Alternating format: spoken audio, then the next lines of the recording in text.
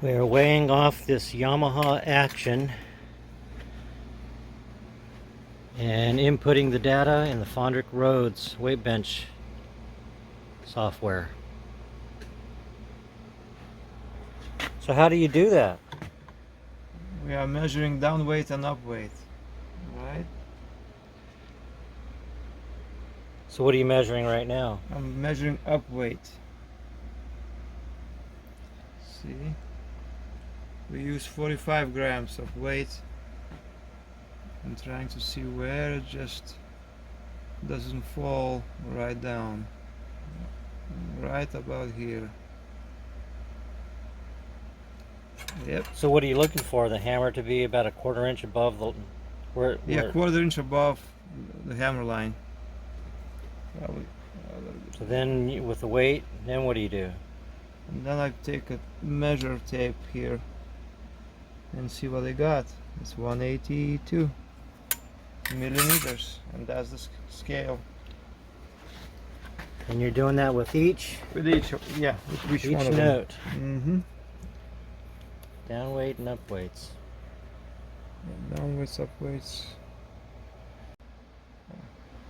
This is down weight. Right, it's kind of struggling.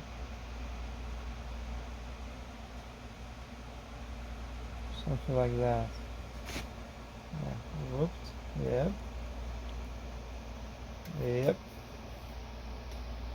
And that's what it is. 138.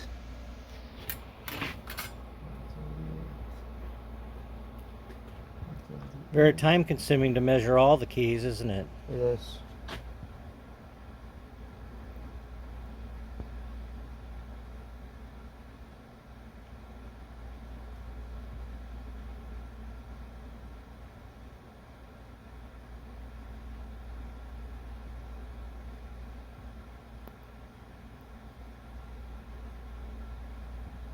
Okay. So, yeah. Okay, mushroom. 160. I missed what you were looking at there. What were you looking at? The breaking point. When it's actually, right now it's just getting all the way down. And here it's kind of starts showing uplift. Something. Oh, you're a 1/4 inch above again. Yeah. Okay, I got you. All right, next key. We have the data inputted on the Fandrich weight bench, and now we're going to be removing lead weights. That much lead taken out. Just for fun, we're going to weigh it after we do it out of all the keys.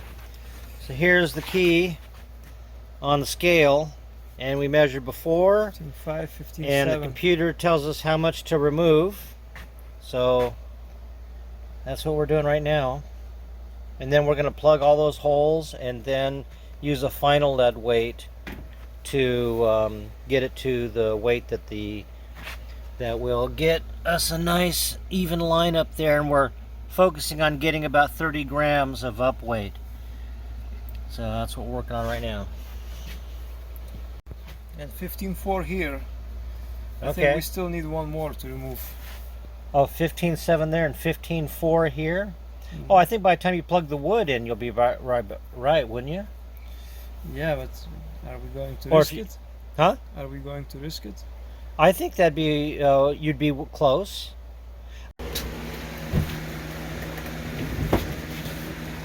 Yep. This is Robert's Bondo in the key lead hole experiment. My name is Mixer. Your name is what? Mixer. Mixer? Yeah.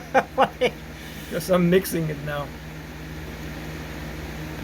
He put the Bondo, one part in the hole, and then he's adding a drop of the hardener and steering it in the hole. I hope it works. Should work. Should. Should.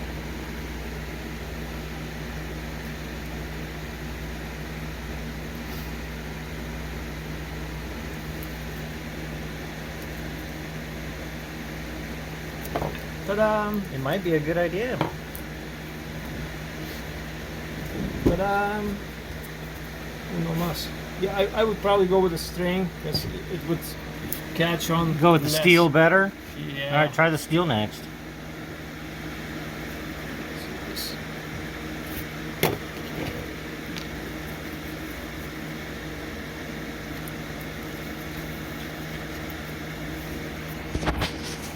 So this way we have time on our end. I hope it works. Should. I have a glove. Ta-da!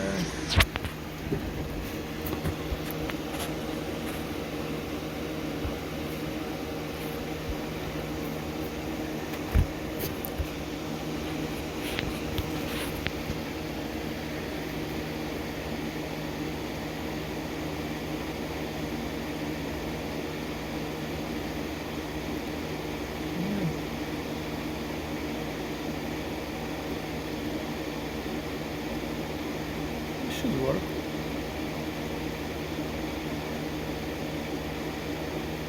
Okay, yeah, it's about the same.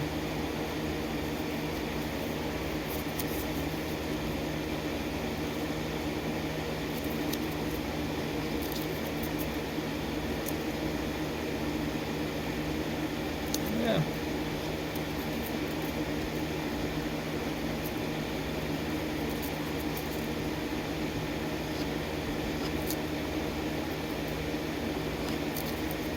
What do you say? We'll know in 15 minutes. What's that? We'll know in 15 minutes. Yeah.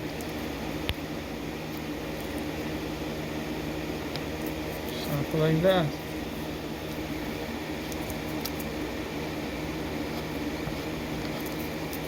Let's actually have to go this way.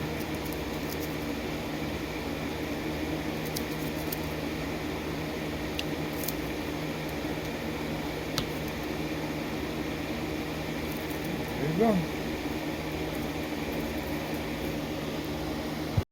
Okay, here's all the up weights and down weights on the computer screen. Here's our target where we want the down weights, and the up weights are going to be in the 30 range, plus or minus. And the friction's okay. It's down there like basically 12 grams of friction, 10 grams. And so anyways, we inputted all the up weight and down weight, and then we're going to weigh the keys on the scale and see what it looks like after we check all the lead weights. Okay, here's the Yamaha C7 after adjusting all the lead weights, and you can see we're looking a lot better. So now what we're going to do is we're going to go and correct the ones that are over 2 grams over our target. So see, like up here we've got 2.5, minus 2.5, minus 2.4, minus 11. So we're going to correct those, and then I'll check the computer screen after that. Our final pass, fixing the ones that were over our 2 gram error.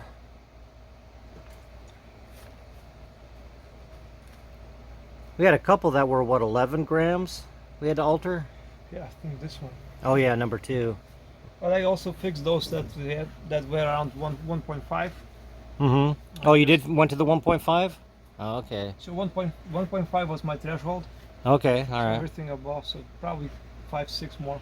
So Robert's being a little more accuracy than Fandrich recommended, 2 gram plus or minus. So Robert decided to go 1.5 gram plus or minus. That's what. Sometimes like 0. That's right. So when you own the piano, you're even more precise. That is true. So he's measuring down weight right now. He's waiting for the hammer, for it to lift the hammer. A little bit too far. So he's adjusting the position on the weight just to where the hammer wants to rise, like right there. Yeah. So then he measures the distance from the mushroom weight to the front of the key. And that is 76 millimeters. And then that's the information we input in the computer. Then he's going to do the same with up weight. Yeah, I think I'm gonna be a huge advocate of this action, of this method, Yeah. because I already loving it. Yeah, up weight he's using the 45 grams and looking for the location where the hammer will come down to about a 1/4 inch above the resting position. So he's doing numerous checks and moving the weight.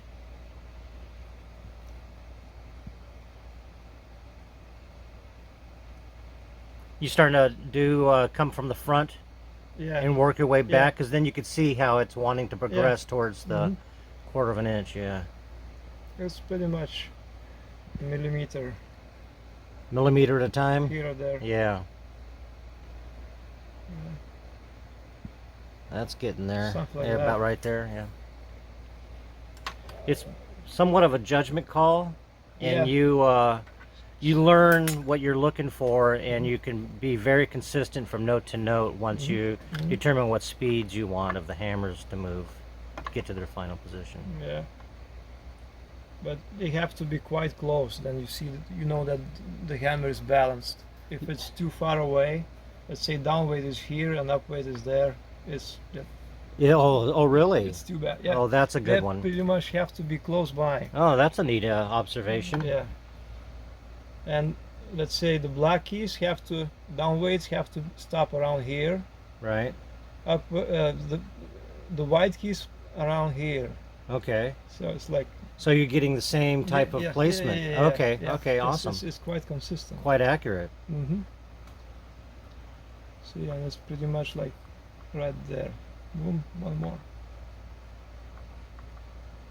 That's it. Yeah. That was down weight on a sharp, and he's that's measuring from the mushroom to the front of the white key on sharps. 128. And that's 17. Okay. Yep. That's what it takes. It's a very interesting learning curve here. Yeah. And I gave him very little information to start with. He had to work it out most. Going in the dark, Yeah. dark ages. That's how you learn, though. You Yeah. know. You have to come up with something. I gave him just enough information to find out it's a bottomless pit. Yeah. And I think we scraped too much of a hammer. Yeah. The hammer was like, Yeah, we kind of, in hindsight, wish we took off just like maybe just a gram or a gram and a half. We ended up taking off 2 grams on this one. yeah, well, it's gonna be even better. I hope you like the very light action. Yeah, it will be light. It's not that common to find light actions on pianos. No. Usually No. something has to be done to those pianos to have those light actions. I don't know pianos out of factory that would have light action. It doesn't exist. Yeah.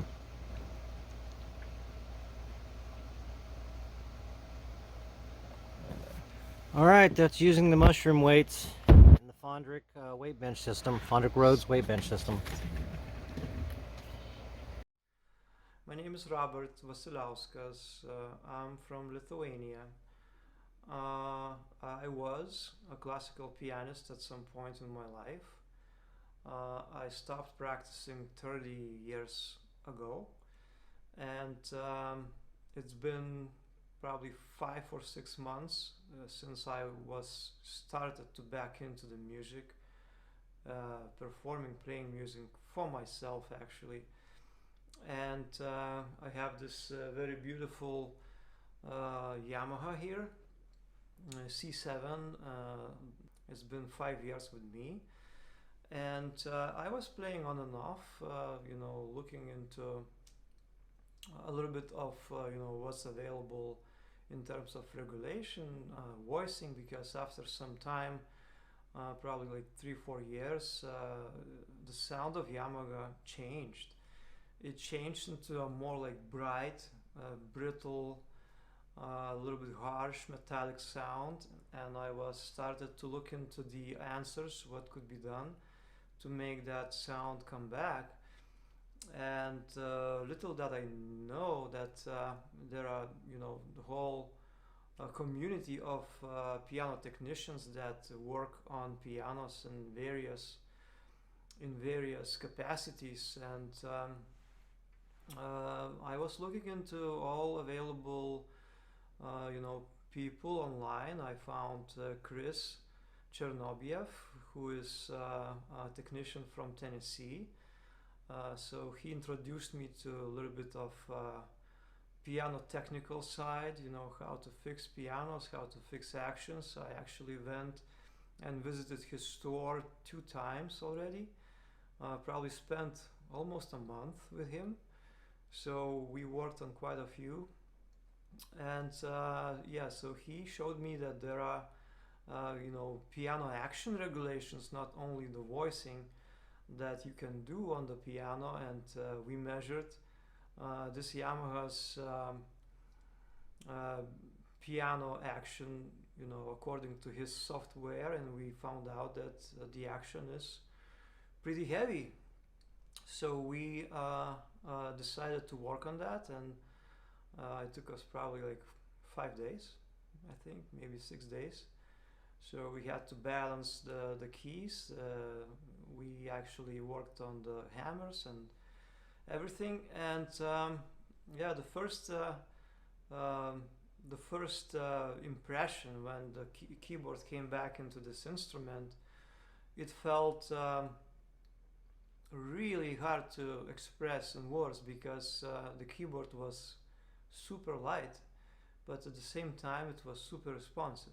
So it's not that you are having too quick of a keyboard, but you are also have additional layers in dynamics, especially in the soft playing, piano playing, pianissimo, I would say, playing.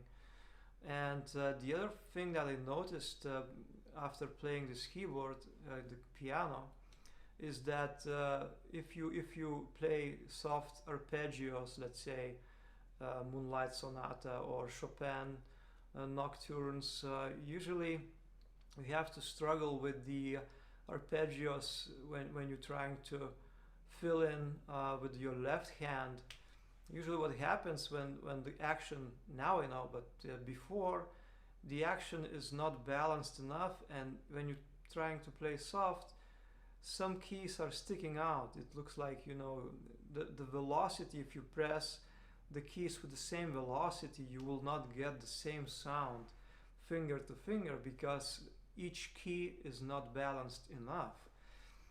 And that's why you're trying to play soft and some notes are just not there, they're just dead, and some of them are sticking out, and it's really hard to play those accompaniments in those subtle pieces. If you're doing like you know, fortes, fortissimos, then pretty much you go with a lot of power. There's not really much to do. But if you're playing pianissimos, then balancing your key action is, I think, paramount, because that's the first thing that I noticed, is just those arpeggios, those accompaniments are so much more easier to do. But on the other hand, what I also noticed, that when you play faster passages, you know, like scales, arpeggios with your right hand, especially if you're trying to play pianissimos, either you are too shallow or you are too heavy. So you also have to kind of balance between both. But after this, you know, key action came back in, it's much easier to do, because now I can really let go of you know, of the tension, so I can be so much easier into the faster passages. So that's the second thing. The third thing that I noticed is the stamina. Usually when I used to play back in my youth, you know, I had so much more stamina because my hands were properly conditioned, usually, because you don't get stamina right away. You have to play for years, and then, you know, you notice that you can go through the whole Czerny etude and you still can go forward. You know, you can still have stamina. Now if I play, you know, at those fast tempos, 20, 30 measures, my hands are done. So that's the second thing. So lighter keyboard, more relaxed hand will prevent injury from happening, not completely, but probably 95% of the time, if you actually really doing a relaxed hand. So that's I think third or fourth thing, right? I mentioned. So yeah, multiple things coming. So we usually say before the balancing of the key action, it was like a Mack truck. So it's like a trailer, a truck that goes, you know, on the highways pretty much straight. They don't go into quick corners because they can just flip. Now this is like a race car. So you have way more power over the instrument. So you can express more and you feel more comfortable in doing so. So that's pretty much what I can sum up with this technology.